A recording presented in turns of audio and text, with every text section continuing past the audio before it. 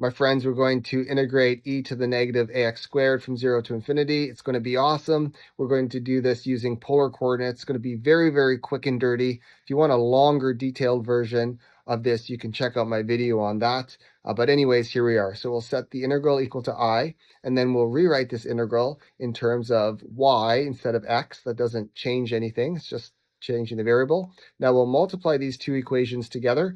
The left-hand side becomes I squared, and the right-hand side becomes these two multiplied together, and with a little bit of rearrangement, this is what we've got right here. Now we're going to invoke an exponent law where we can add the exponents because we're multiplying the bases. Do you see that? Now at this point, we're going to convert into polar coordinates, and I won't go in detail on how to do that, but essentially x and y go from 0 to infinity, right? So in polar coordinates, r is going to go from 0 to infinity because we're in this first quadrant here, and theta has to go from 0 to pi over 2, which is 90 degrees. To get r in terms of x and y, we use the Pythagorean theorem. R squared equals x squared plus y squared.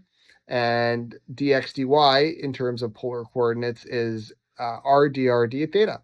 And then r goes from 0 to infinity, and theta goes from 0 to pi over 2. And if we substitute that all in, this is what we got here. So we're integrating d theta, or integrating, d theta from 0 to pi over 2. And we're integrating e to the negative a r squared from 0 to infinity. R dr is right here. Okay, yeah. This, if you need to know this in detail, I have a detailed video on this, but I just didn't want to explain this too much, just kind of keep it short. So the integral of this right-hand side is going to be done using a u substitution. We'll set u equal to ar squared. And then if we take the derivative, du over dr equals 2ar. And if we substitute that in, this is what we get. So we didn't touch the left-hand integral, but the right-hand integral, we're now integrating e to the negative u rather than ar squared because of our substitution. And r dr, if we rearrange this equation, multiply both sides by dr, divide by 2a, we get r dr equals du over 2a, which we have right in here. Now at this point, we can integrate. So the integral of d theta is theta evaluated from 0 to pi over 2. So that's what we have here. And on this right integral here, we have this 1/2 a gets yanked out.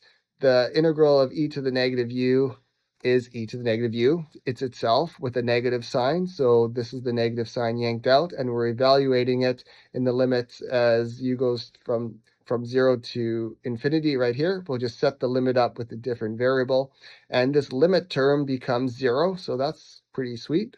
The right term becomes 1. And if we simplify this whole thing, we get this negative cancels out with this negative. 2 times 2 is 4, and then the a is here.